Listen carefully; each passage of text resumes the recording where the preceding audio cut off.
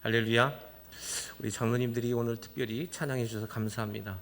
마음이 든든하시지요?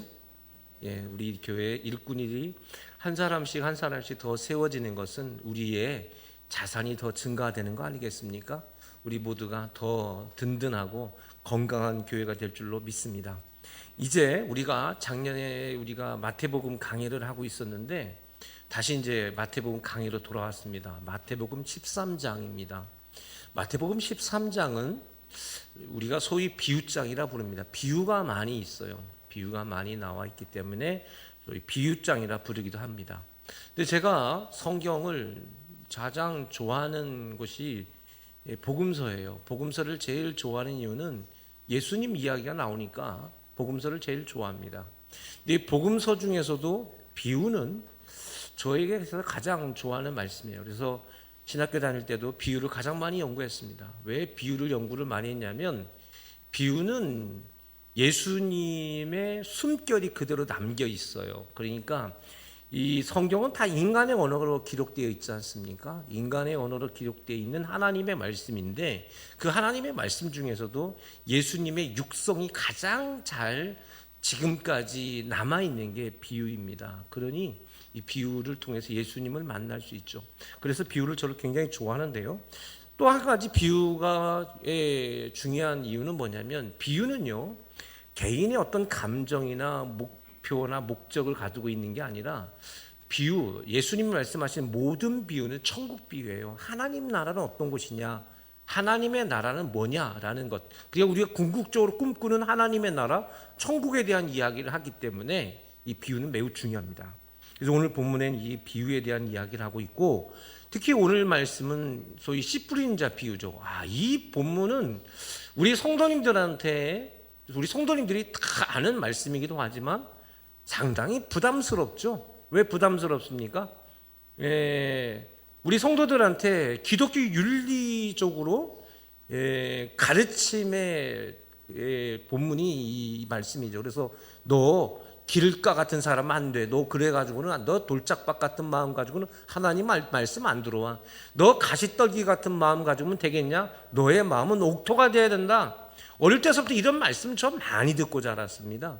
그래서 우리 성도님들은 이 말씀이 부담스러운 말씀이에요. 이 말씀 읽으면 아이고 목사님 제가 옥토 같은 마음, 좋은 마음, 땅이 돼야 되는데 여전히 내 마음 돌박 같아요. 뭐 이렇게 말씀하시는 분이 있을까요? 없을까요? 많죠. 그리고 이 자리에 이 본문 읽은 여러분들의 마음에도 그 강박증이 아마 이곳에 계신 분들이 아마 있을 줄로 생각이 됩니다. 근데 오늘 본문은 예수님께서 말씀하신 이 이야기가 정말 우리 교회를 다니는 성도들의 마음을 좀 부끄럽게 만들거나 또 우리 성도들 부담스럽게 해주신 말씀인지 아니면 여기는 정말 어떤 하나님의 놀라운 비밀이 담겨 있는지 오늘 본문을 통해서 이야기해 보도록 하겠습니다. 먼저 본문 1절 2절 한번 볼까요? 1절 2절 다 같이 읽어봅시다. 시작. 그날 예수께서 집에서 나가사 바닷가에 앉으심에 큰 무리가 그에게로 모여들거늘 예수께서 배에 올라가 앉으시고 온 무리는 해변에서 있더니 그날이라고 이렇게 먼저 시작되죠. 그날 에케이노스 헤메라 이렇게 되어 있습니다. 에케이노스 헤메라, the same day 이렇게 됩니다. 헤메라 이렇게 날을 헤메라가 날이에요. 그 날. 근데 그날은 어떤 날이냐?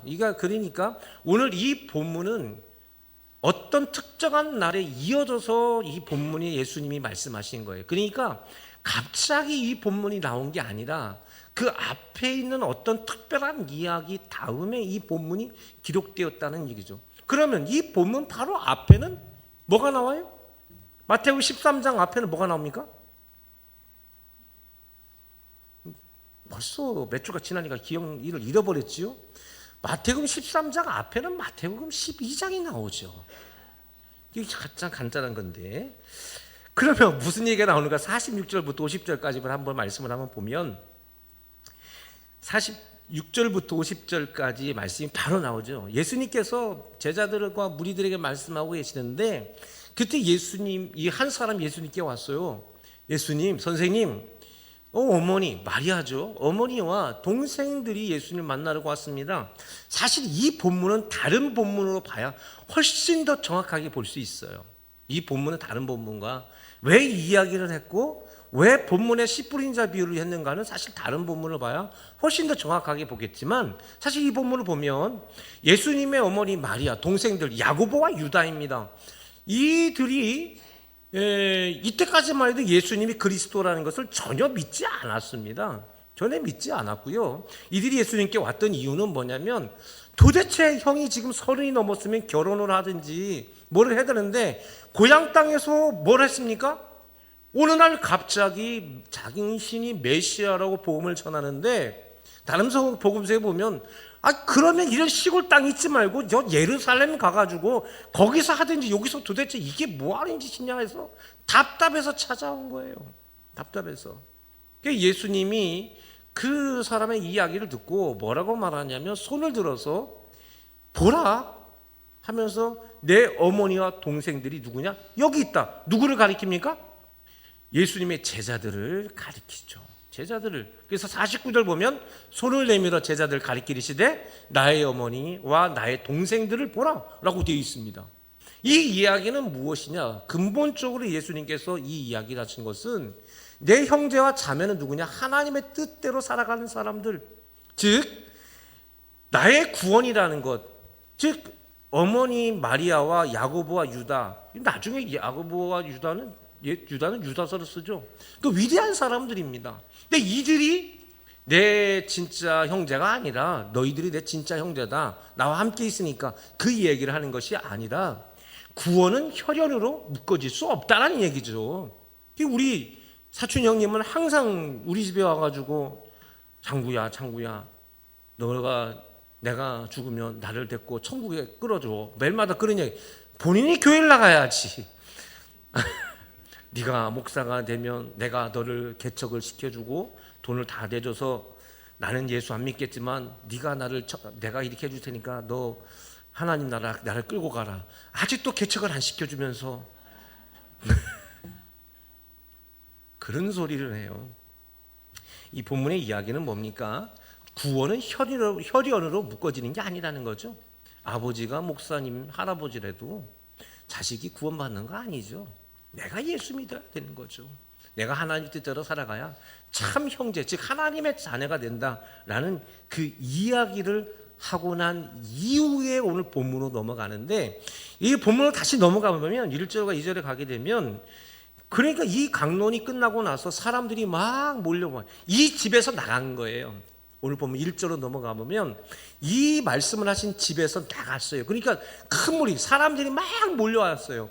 이 무리들이 몰려온 이유는 뭐냐면, 마태복음 12장에는 기적들이 일어났단 말이에요. 예수님의 특별한 기적이 막 일어나게 되니까 사람들이 웅성웅성하게 되고 막 쫓아오게 되죠. 바리새인들, 예루살렘에서 파견된 이 바리새인들은 이것을 어떻게 해석해내지 못하니까 예수님이 누구의 힘을 입었다 그래요? 바알세불이 힘을 입어서 이런 기적 만들어낸다, 이런 표현까지 하게 된 거예요. 그러니까 사람들이 막 몰려들기 시작했고, 이런 일이 일어나니까 이 큰 무리들은 이런 기적들을 보려고 예수님을 따르게 되어지게 된 겁니다. 그래서 너무 많으니까 배를 타고 해변에 가게 되고, 사람들은 이 해변 주변에 이렇게 해변이라 해도 바다가 아니라 갈릴리 호수입니다. 갈릴리 호수의 주변에 이렇게 예수님 배를 타고 강론하시고 사람들은 쭉 이렇게 앉게 된 장면이 오늘 본문의 배경이 되는 거예요. 3절 말씀 넘어가 볼게요. 3절 말씀에 보면 이렇게 되어 있습니다. 3절 말씀 다 같이 시작. 예수께서 비유로 여러 가지 그들에게 말씀하 이르시되 씨를 뿌린 자가 뿌리러 나갈수요. 씨를 뿌린 자라고 되어 있습니다. 씨를 뿌린 자라고 되어 있는데, 정확하게는 씨를 뿌린 사람은 농부죠. 농부. 근데 성경 복음서에서는 농부는 누굽니까? 요한복음 15장에 가면 예수님이 나는 참 포도나무요 내 아버지는 농부라 라고 말씀하시죠. 그러니까 여기서 씨 뿌리는 자는 누구를 말하는 거예요?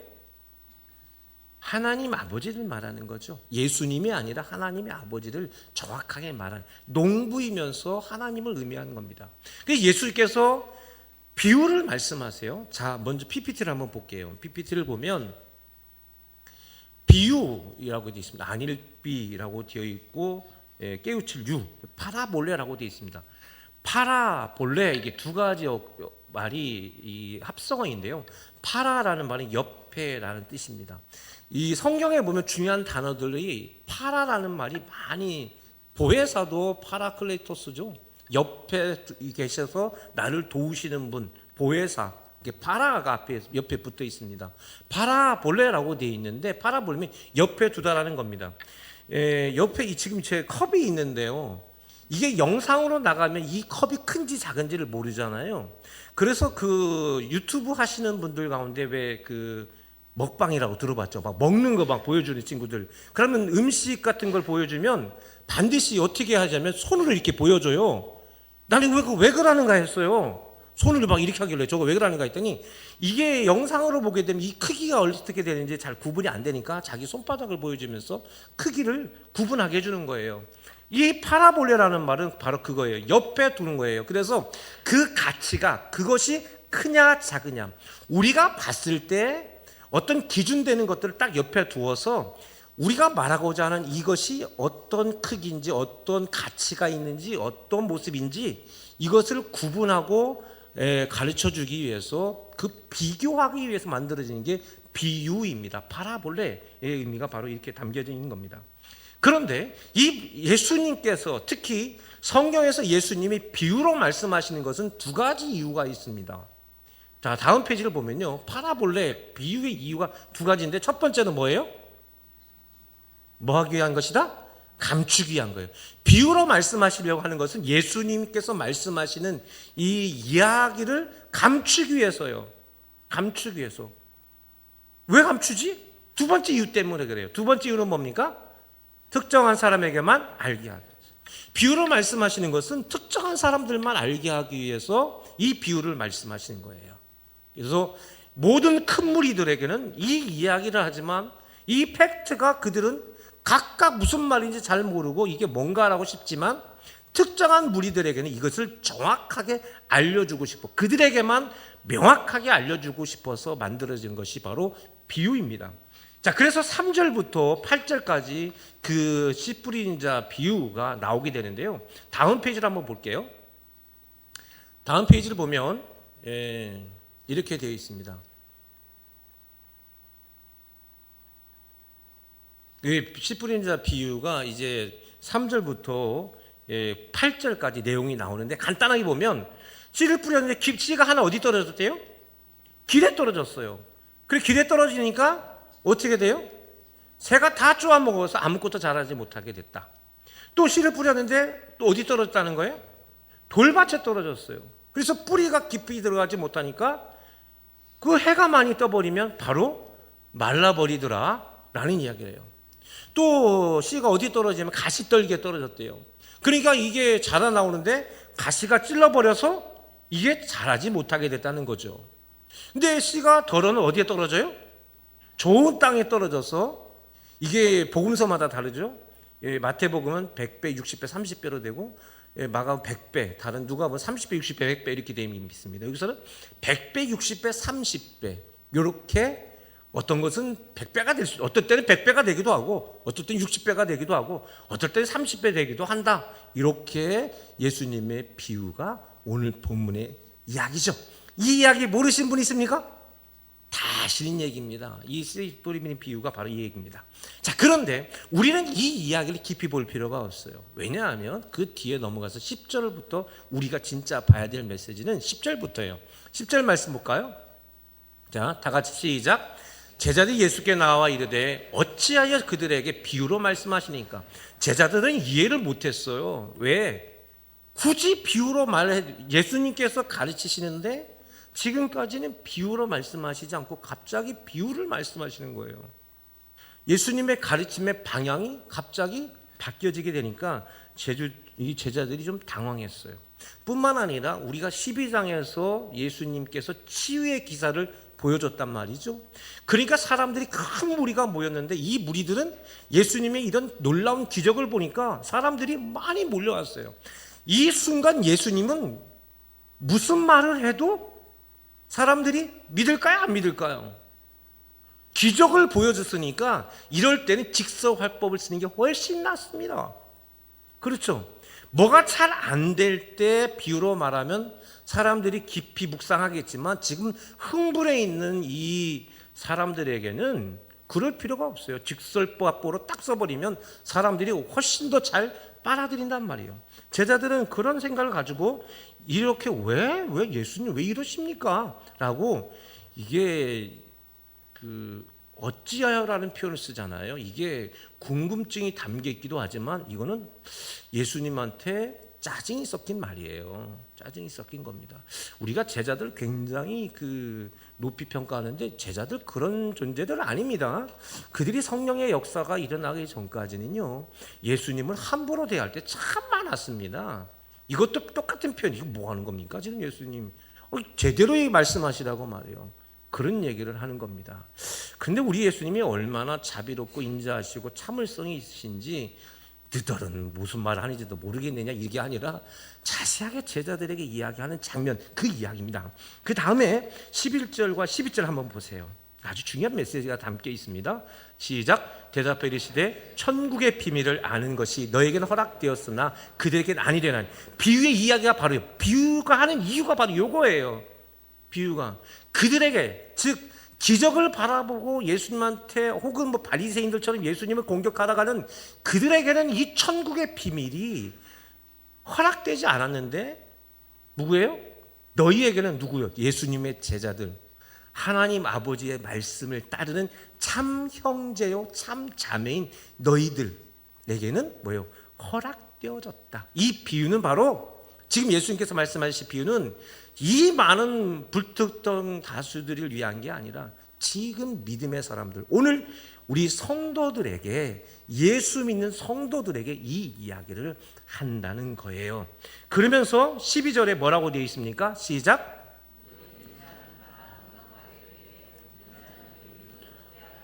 아이고, 이 말씀을 또 예전에 어르신들은 또 이걸 가지고 자녀들을 가르친 데 쓰죠. 그래서 공부 안 하면은 야, 성경 말씀 뭐라고 돼 있어? 열심히 공부하고 더 해봐. 무릇 있는 사람은 더 받아 누린대. 그래서 뭐 없는 사람은 더 뺏긴다. 이렇게 해가지고 말이죠. 이 방송을 우리 어머니 아버지도 나중에 들으시는데 우리 어머니 아버지 늘 공부 열심히 안 하면 또 뺏긴다. 뭐 이렇게 협박용으로 많이 들었고 또 이 말씀을 자녀들 협박용으로 쓰신 분들도 있지요. 양심설어놨어요. 그 이야기는 그 이야기가 전혀 아니죠. 왜 갑자기 이런 얘기가 나옵니까? 이 본문은 허락된 사람과 허락되지 않은 사람이 구분되는 거잖아요. 있는 자와 없는 자, 에케이라라고 되어 있고요. 에케이라라고 되어 있는데 에케이라와 우크 에케이라 이렇게 나눠지는 거예요. 있는 사람과 없는 사람 이렇게 구분되는 것. 즉 있는 사람은 말씀을, 천국의 비밀을 알게 되는 것이고 없는 사람들은 뭐예요? 천국의 비밀을 알지 못하는 사람, 이렇게 표현하는 예수님이 근본적으로 구분해서 하신 말씀입니다. 13절에 가면 이렇게 되어 있습니다. 13절 시작. 그러므로 내가 그들에게 비유로 말하는 것은 그들이 보아도 보지 못하며 들어도 듣지 못하며 깨닫지 못함이니라. 윤리적으로 도덕적으로는 판단될 수 있지만 천국의 비밀로서는 이들이 아무리 들어도 들리지 않고 보아도 보지 못한다라고 말하는 거죠. 그래서 비유에 대한 깨달음을 그들은 깨닫지 못할 것이다. 이 없는 사람들, 우크 에케이라 부르는 사람들, 허락되지 않은 사람들, 그들은 2절 말씀에 보니까 그들은 큰 무리입니다. 그렇죠? 많은 사람들, 큰 무리. 그럼 큰 무리들은 누구? 왜 이들은 큰 무리이면서도 그들에게는 없는 자로 표현하고 또 이들에게는 왜 천국의 비밀이 그들에게 감추어져 있느냐? 앞에 보니까 이유가 있어요. 마태복음 12장 34절 35절. 이게 다 같은 날 이루어진 거거든요. 같이 읽어봅시다. 시작. 독사의 자식들아, 너희는 악하니 어떻게 선한 말을 할 수 있느냐? 이는 마음에 가득한 것을 입으로 말함이라. 선한 사람은 그 쌓은 선에서 선한 것을 내고 악한 사람은 그 쌓은 악에서 악한 것을 내느니라. 바리새인들이 예수님께서 하신 놀라운 기적의 역사를 가지고 저 바알세불을 힘입어서 그게 됐다고 말하는 겁니다. 그러니까 예수님께서 그들에게 뭐라고? 독사의 자식들이라고 했어요. 너희들은 근본적으로 어떻다는 거예요? 악하다는 거예요. 근본적으로 악하다. 하나님의 율법을 가지고 있다고 말하면서 너희들은 근본적으로 악한 자라는 얘기예요. 그래 독한 사회자 예수님 굉장히 과격하게 말씀하셨죠. 이 큰 무리들, 즉 기적이나 보려고 하고 예수님 덕분에 뭐나 얻어보려고 생각하는 사람들, 혹은 율법적으로 예수님을 비방하는 이들은 큰 무리들이라고 부르는 이들에게는 하나님의 비밀이 그들에게는 아무리 들려줘도 들리지 않을 것이다. 아무리 기적을 보여줘도 볼 수 없다라는 거예요. 눈앞에 있는 기적이 무슨 의미를 하는지 하나님 아버지가 보이지 않는다. 그러니 이들에게는 아무리 내가 비유로 말하는 것은 그들에게는 얘기해봤자 들을 필요가 없고 들리지도 않을 것이며, 오늘 있는 자들, 즉 하나님 아버지의 뜻대로 살아가는 너희들에게 이 이야기의 근본을 알려주겠다 하시면서 진짜 이야기를 이제 하시게 되는 겁니다. 그 이야기가 어디서부터 나와요? 14절부터 그 이야기가 이제 나오기 시작하죠. 14절 15절 말씀을 한번 볼까요? 14절 15절 시작. 이사야의 예언이 그들에게 이루어졌으니 일러스되 너희는 듣기는 들어도 깨닫지 못할 것이요 보기는 보아도 알지 못하리라. 이 백성들의 마음이 완악하여졌어. 그 귀에는 듣기에 둔하고 눈은 감았으니 이는 눈으로 보고 귀로 듣고 마음으로 깨달아 돌이켜 내게 고침을 받을까 두려워함이라 하였다. 바뀌고 싶지 않다는 거예요. 변하고 싶지 않다는 겁니다. 참 하나님의 사람으로 살아가기를 원하지 않는다는 거예요. 그게 악한 자들이에요. 하나님의 사람들은 하나님의 말씀으로 나를 변화시켜 나가는 것을 꿈꾸는 사람들입니다. 할렐루야. 내가 교회에 나오는데, 내가 오늘 교회전에 나와서 오늘 이 말씀으로 내가 변화되길 원하고 내 삶의 새로운 삶을 살아가기 원하며 하나님이 나의 삶을 이끌어 나가기를 바라는 마음으로 나와야 되는데, 철저하게 나는 뭐예요? 나는 어떤 말을 하도 난 듣지 않을 거야. 나는 변하지 않을 거야. 난 이렇게 살아갈 거야 라고 하는 자들은 그들이 바로 큰 무리들이며, 오늘날 우리가 이런 생각을 가지고 주님 전에 나와서는 아무리 하나님의 말씀이 증거되어져도 그것이 그들에게 아무런 영향력을 끼치지 못하게 될 것이다 라고 말씀하고 있는 것입니다. 그래서 16절 17절로 이어져 볼까요? 시작. 그러나 너희 눈은 봄으로 너희 귀는 들음으로 복이 있도다. 내가 진실로 너희에게 이르노니 많은 선지자와 의인이 너희가 보는 것을 보고자 하여도 보지 못하였고 너희가 듣는 것들을 듣고자 하여도 듣지 못하였다. 근데 너희는 눈으로 봄으로 귀를 들어도 복이 있다. 복이라는 게 뭡니까? 복이라는 것은 은혜가 복이잖아요. 할렐루야. 믿음의 사람들에게 복은 은혜예요. 은혜는 노력해서 얻는 겁니까? 공짜로 얻는 겁니까? 노력해서 얻는 것이 복이에요? 은혜예요? 아니면 공짜로 얻는 것이 은혜입니까? 성경이 말하는 은혜는 공짜로 받는 게 은혜죠. 공짜로 받는 것. 우리가 공짜로 받는 게 뭡니까? 하나님의 구원입니다. 할렐루야. 우리가 구원 얻는다는 것은 공짜로 받는 거죠. 그 공짜로 받는 사람이 복된 사람인데, 그 복된 사람들은 뭐예요? 눈으로 볼 수 있고 귀로 들을 수 있다라고 이 말씀을 하시게 되는 것입니다. 구원은 하나님의 은혜요 선물입니다. 그들은 누구예요? 있는 사람, 에케이라, 가진 자들을 말합니다. 여러분들이 가진 자들, 있는 자들 되기를 주님의 이름으로 바랍니다. 그러면서 이제 예수님께서 그들에게 이 비유를 설명하세요. 그게 18절부터 23절까지 말씀인데 PPT로 한번 볼게요. PPT로 보면 이렇게 되어 있습니다. 자, 18절부터 23절까지. 자, 길에 떨어져 있다는 것은 새가 와서 하나 먹었다겠죠. 그게 뭐란 뜻이래요? 악한 자가 와서 그 마음에 뿌려진 것을 빼앗아 버렸다 라는 것으로 해석해 줍니다. 두 번째 해석, 돌밭에 떨어졌는데 해가 와서 막 뿌리가 말라버렸죠. 뿌리가 없어 환난과 박해로 말미암아 어떻게 된다? 넘어지게 될 것이다. 그렇죠? 뿌리가 없기 때문에 바람이 불고 어려움이 오면 막 넘어져 버린다 라는 거예요. 뿌리가 약해서. 또 세 번째, 가시떨기죠. 가시는 세상의 염려. 내가 하나님 말씀 잘 들었지만 세상 염려와 재물의 유혹과 맡겨서 결실하지 못하는 상황이 된다 라는 것으로 설명해 주세요. 마지막 네 번째는 뭡니까? 좋은 땅에 말씀을 듣고 깨닫는 사람들. 그렇죠. 이 사람들은 100배, 60배, 30배를 얻게 될 것이다. 이렇게 정답으로 예수님께서 알려주십니다. 자, 큰 무리들에게는 3절부터 8절까지 팩트만 알려주셨죠. 그렇죠. 그런데 지금 이 예수님의 제자들에게는 설명을 하시죠. 팩트에 대한 설명, 비유에 대한 설명을 하신 거예요. 그렇죠. 이 이야기를 하십니다. 비밀에 대한 이야기입니다. 골로새서 1장 26절에서 27절까지 말씀인데요. 이런 말씀 나와요. 다 같이 시작. 이 비밀은 만세와 만대로부터 감춰져 있던 것인데 이제는 그 성도들에게 나타났고 하나님이 그들로 하여금 이 비밀의 영광이 이방인 가운데 얼마나 풍성한지를 알게 하려 하심이라. 이 비밀은 너희 안에 계신 그리스도시니 곧 영광의 소망이니라. 아멘. 이 비밀은이라고 되어 있죠. 이 비밀이 뭡니까? 이 비밀은 비유의 목적이죠. 비유의 목적이 뭡니까? 천국 복음이잖아요. 하나님의 말씀, 하나님의 나라예요. 즉 하나님의 나라, 즉 천국 복음, 구원받는 것, 즉 우리 믿음의 사람의 구원은 만세와 만대로부터 감추어져 있었단 말입니다. 이제는 그의 성도들에게 나타났다. 이제 믿음의 사람, 예수 그리스도를 믿는 사람들에게 그 구원이 주어지게 됐는데 그 구원을 받은 사람들을 통해서 이 복음이 그들에게 들어가게 되면 그들을 통해서 많은 사람들에게 복음이 퍼져서 모든 이방인들까지도 이 복음을 듣게 되고 알게 되고 역사가 일어나게 될 것이다 라는 말씀이 복음서에 기록되어 있습니다. 이 비밀이 뭡니까? 천국 복음이라고요.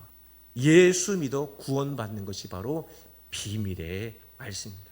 이 복음의 말씀이 성도들에게 나타나게 될 것이고 이 복음으로 말미암아 천국 소망을 갖게 될 것이다. 이 소망을 갖는 자들은 이방인에게 복음의 씨앗이 돼서, 그렇죠, 어디 곳에 가서는 100배가 늘어나기도 하고 어느 곳에 가면 60배 되기도 하고, 아멘은 안 하네. 어느 곳에 가면 30배 되기도 하고, 아멘. 그렇죠. 이 소망을 가진 자들을 통해서 어느 곳에 가서는 100배가 늘어나는 역사가 있고 어디에 가서 60배가 되기도 30배가 되기도 하고, 할렐루야. 이런 역사가 일어난다. 구원의 복음이 이렇게 확장되어질 것이다.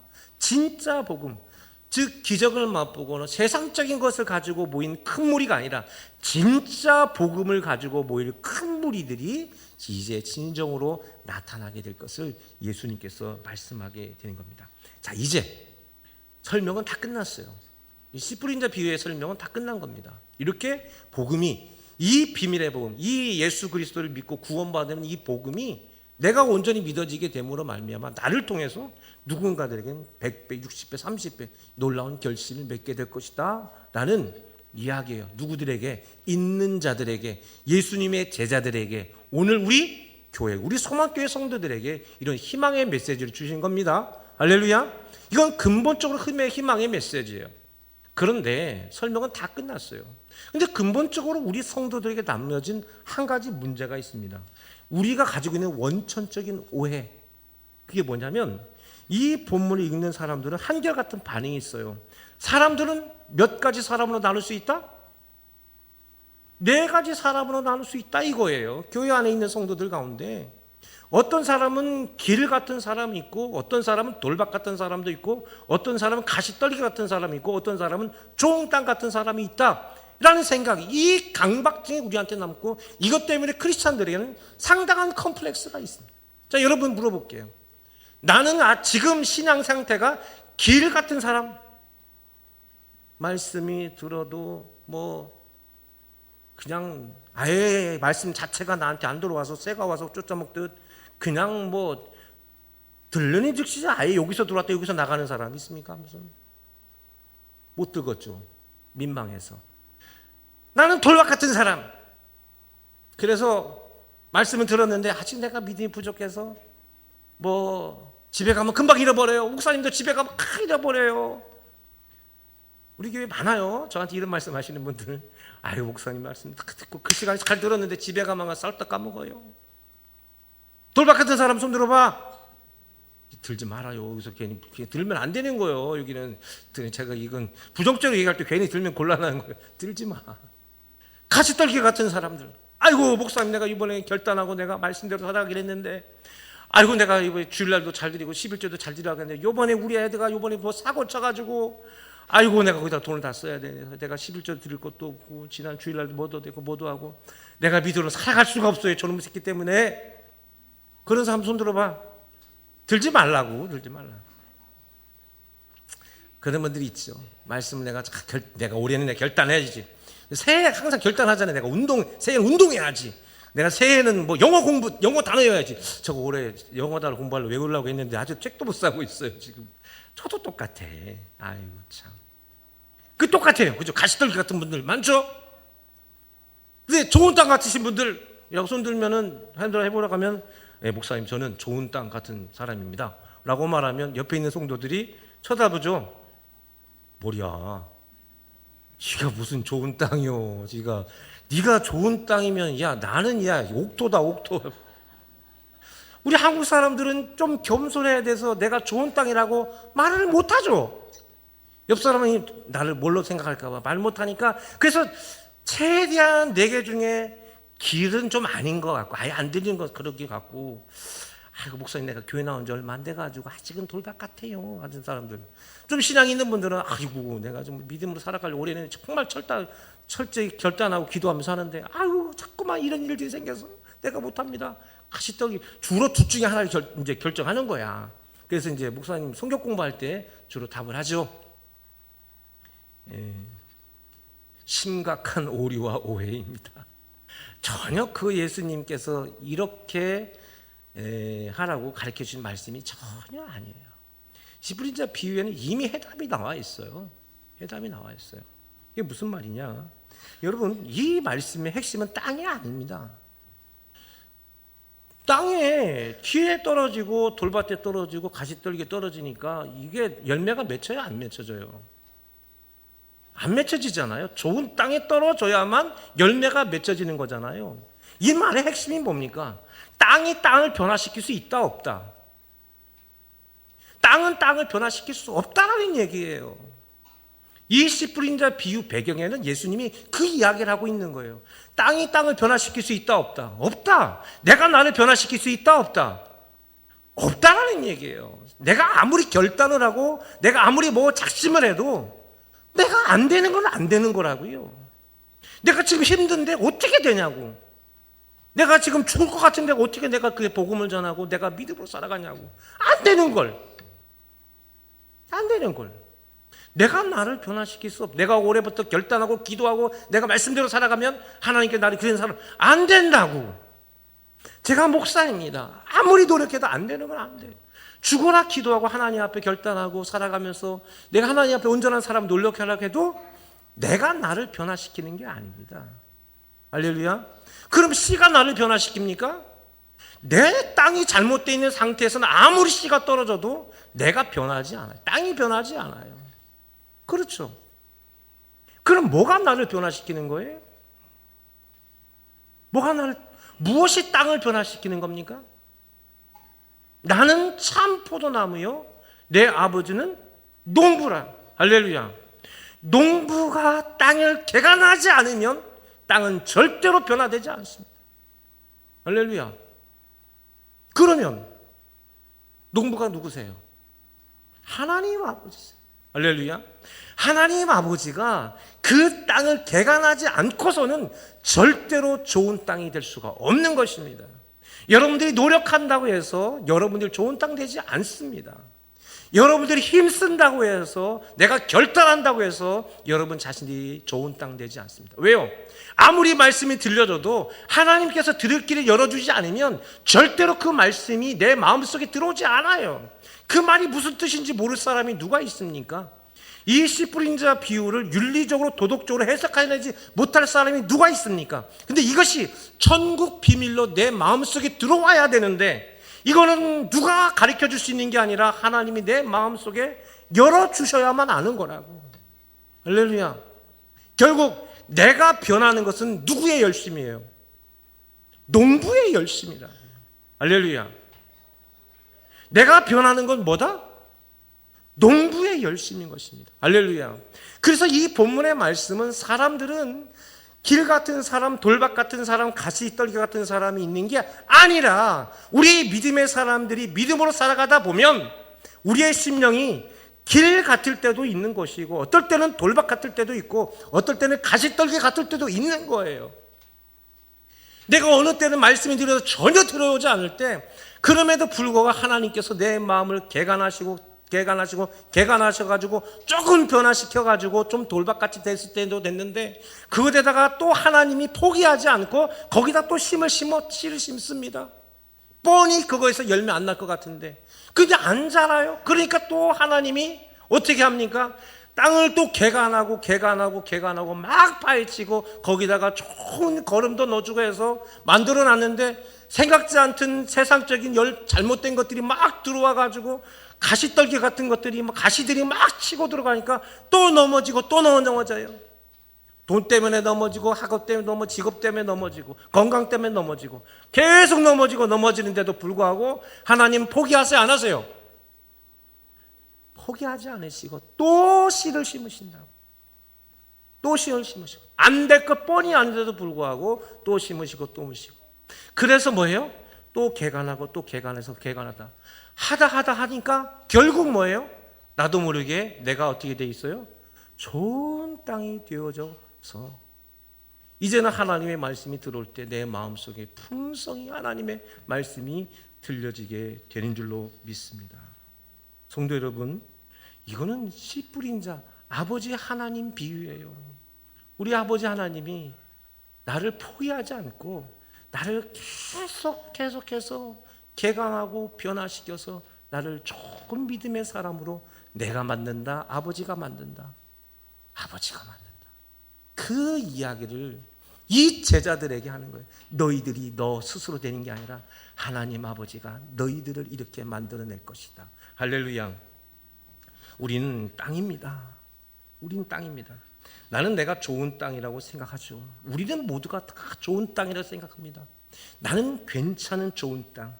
그런데 나는 몰라요. 다들 자기 자신이 좋은 땅이라고 생각합니다. 사실은 나는 괜찮은 사람이라고 생각하죠. 그런데 나는 하나님 보실 때는 우리가 여전히 길 같은 사람도 있고, 길 같은 상태가 될 때, 돌박 같을 때도 있고, 가시떨기에 떨어진 씨 같은 그런 땅일 때가 있어요. 예. 요새 들어보는 노래 중에 제가 참 인상 깊은 노래가 하나 있습니다. 내가 가요를 부를 줄은 몰랐습니다. 나는 내가 빛나는 별인 줄 알았어요. 한 번도 의심한 적 없었죠. 몰랐어요. 난 내가 별내라는 것을. 그래도 괜찮아. 난 눈부시니까. 이렇게 돼 있어요. 근데 제 마음속에 들어왔던 얘기는 그 마지막입니다. 나는 다시 태어났지. 제가 가요를 부를 줄은 몰랐습니다. 저는요, 신학교 1학년 때 저는 제가 예수님을 제일 잘 믿는다고 생각했습니다. 저는 제가 별인 줄 알았습니다.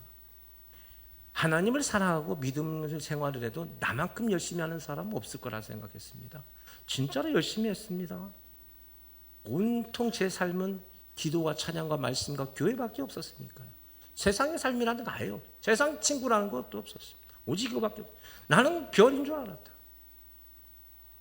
근데 예수 그리스도를 만나기 직전까지는 내가 제일 잘하는 줄 알았는데, 예수님을 만나고 나서부터는 제가 아무것도 아닌 벌레라는 걸 알았습니다.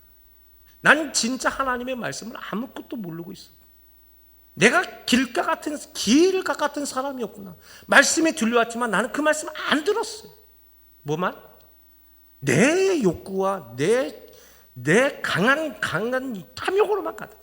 나는 어떤 사람, 나는 어떨 것 같은 사람, 나만 가지고 살아. 예수님 만나고 나서 성령님의 역사를 체험하고 나니까 내가 다시 태어나게 되더라고요.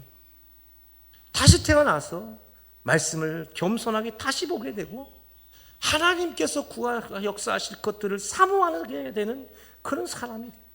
나는 그냥 잘될 사람인 줄 알았는데 그게 아닌 것을 알게 됐습니다.